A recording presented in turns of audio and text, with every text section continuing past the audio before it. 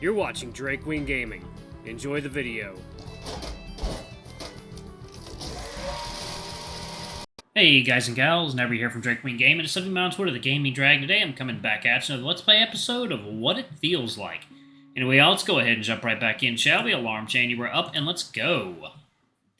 I trace my hands on the inside of the railing. My heart's still pounding in my ears as Baxter leans on the opposite end of it, staring out to the ocean.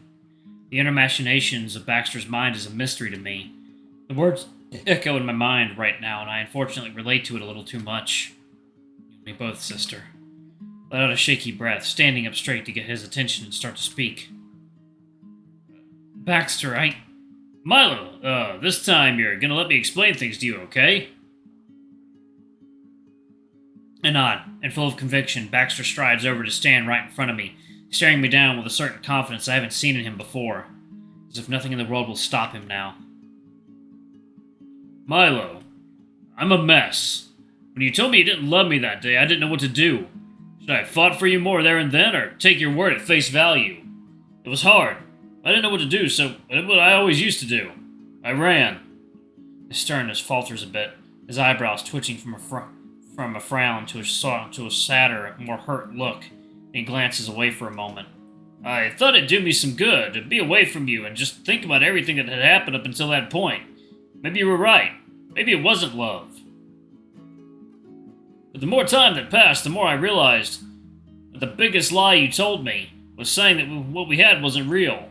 Milo, I've never felt this way about anyone, and I think about you all the fucking time.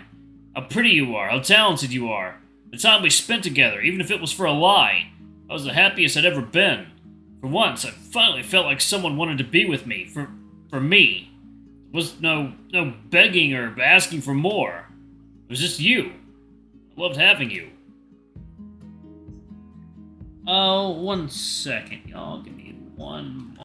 Sorry about that, y'all. I'm back. I'm just downloading Half-Life 2 RTX, the demo that just came out. I'm gonna test it out on my rig. Anyway, that day with Dahlia, I wish I could have some sort of excuse for it all, but the truth is, I took advantage of you, of our situation, how we weren't technically together, and I kissed her. The person I was fighting for this whole time suddenly wants me back. I just felt like I had to know where I stood with her. I had to know if things were over, for good. He runs a hand through his already slicked back hair, sighing uncomfortably. That sounds fucking awful when I say it out loud. I felt like I cheated on you, even though we hadn't have made anything official between us. But even though I felt guilty, I didn't regret it, and somehow, even after everything that's happened, I still don't. Because kissing her made me realize that I wouldn't want to kiss anyone else as long as you exist. He cautiously reaches for my hand, and despite the jealousy bubbling inside me, I let him take it, feeling his warm fingers grab my cold palm. I know I broke your trust in me that day, and I'm sorry, Milo. So fucking sorry. I don't know what I can do to mend that, to make it better, but I'm trying, and I'm doing everything I can think of. I want you to know how I feel, even if you don't... He pauses, swallowing. Don't want to take me back. I understand, but as long as you know that you're the only person I want, the only person who's ever made me feel like this, then that'll be, fine with me. I'm scared, Baxter. I'm so scared you're gonna regret it or change your mind or move in or on in a day because that's all I've ever known.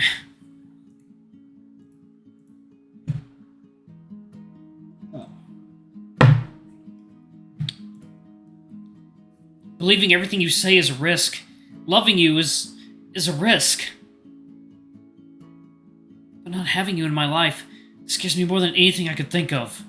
I'm sorry, Baxter, that it had to take losing you to realize it at all. I'm sorry I lied to you that day. I lied to myself, too. I don't know if you got my message. I did. You never responded. I was already halfway back when I got your message. I figured I'd just show up and tell you face to face, but stuff happened and I got detoured. It's a long story. But I heard it. That's why I'm here. Because you know how I hate having to beg someone for their affection. I thought I'd never do it again, but I know you feel the same way, so if it's for you, I don't mind begging. I'll ask you as many times as I need to. He cups my face, pulling me close to him. Milo, please. Let me be with you. I can't imagine not having you in my life anymore. I think I really will fail finance. And every other class I've got for that matter. I laugh, holding back tears. I couldn't do it. I couldn't be with anyone else anymore, not after feeling like this with you. You're the first real thing I've ever had. I don't want to lose you.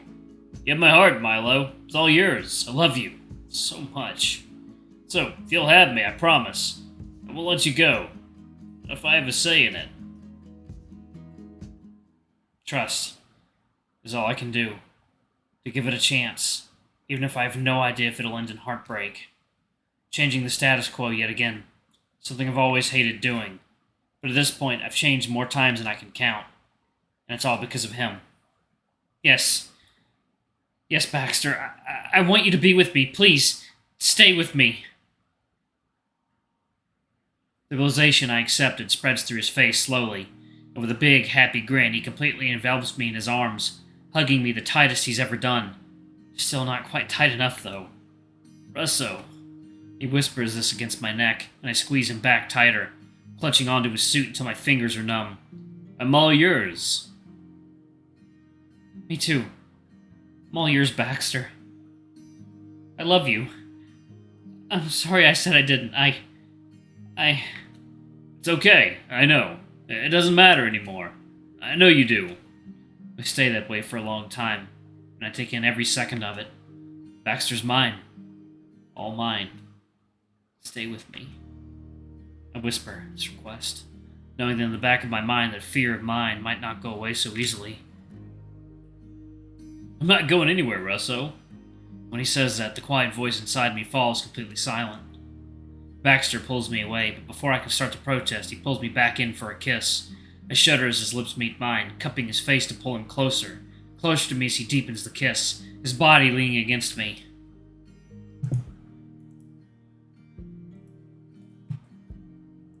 I thought the feeling of longing would disappear once I felt his kiss. Like an EpiPen, instant relief kind of deal, but somehow it only makes it worse. I need more of it. It's not enough, not by a long shot, and I wanted more than ever while having him right in front of me. The feelings seemed to be mutual, because Baxter doesn't have any intentions of backing away, instead pushing me against the railing, continuing to deepen our kiss, his wet, rough tongue slipping into my mouth with as much desire as I want it to have. It's only when I'm suddenly aware of our situation by how loud we're kissing, in a public area no less, that self-consciousness takes over and I whine in embarrassment, pushing him off me with little conviction. He does back off, though, licking his lips in confusion. What is it? We're in public. Oh. He looks around the mainly empty area, as if just remembering where we are. Right. He runs his tongue over his muzzle again, like he's taking in the taste of our kiss, as he looks at me, an idea forming in his mind. Well, let's get out of here, then. Really? Yeah. Really. He pulls me back into his arms, burying his face against my neck. Unless you're waiting for them to cut the cake. Maybe. It would be a little rude to leave before that, right? He runs his tongue across my fur, shamelessly licking up the entirety of my neck all the way to my cheek. It tastes way better, though. You're so cheesy. Don't pretend you don't like it. He plants a kiss again against my temple, letting his hand slip lower and lower as he whispers breathlessly into my ear. I need you, Russo. You know, I never really liked cake all that much anyway. With his hand tightly woven in mine, Baxter leads me out of the lodge and away from the party. The thought of maybe letting Lizzie and Wyatt know I'll be gone crosses through my mind, but I figure I'll just deal with the consequences later. Now, my mind is focused on one single objective, to be alone with Baxter. I reach his bike, and he instinctively gives me his helmet. Oh, do you still have, Yeah, of course I do. I just didn't bring it. I didn't expect, Heh, yeah.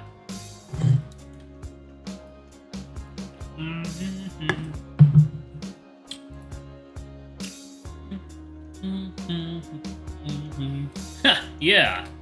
He smiles at me. I'll be using it a lot from now on, though. My heart flutters in my chest, and I take the helmet with a wide grin on my face. Baxter gets on, and I follow suit, clutching his waist as tightly as I dare as he revs the engine. Am I squeezing you too much? Nah, you're perfect. Pretty sure I'm applying enough pressure that it's hard for him to breathe, but even so, I don't let up. It's okay for him. It's okay for me. We finally drive off into the night, speeding past the limit, ignoring every stop sign, Baxter even crosses through a few red lights, driving like a true maniac. For once, I couldn't be happier as he does. His apartment comes into view, and my heart starts racing as we clumsily get off and rush towards the door. Hand in hand yet again as he scrambles to fish his keys out of his pocket. His free one. Alright, y'all, I'm actually going to pause the video right there. It seems the cats want to get in here, and I have to shoo them away. Anyway, thank y'all so much for watching. We'll get that sexy times in the next video. I love you all, and I'll see you on the next video. Bye-bye!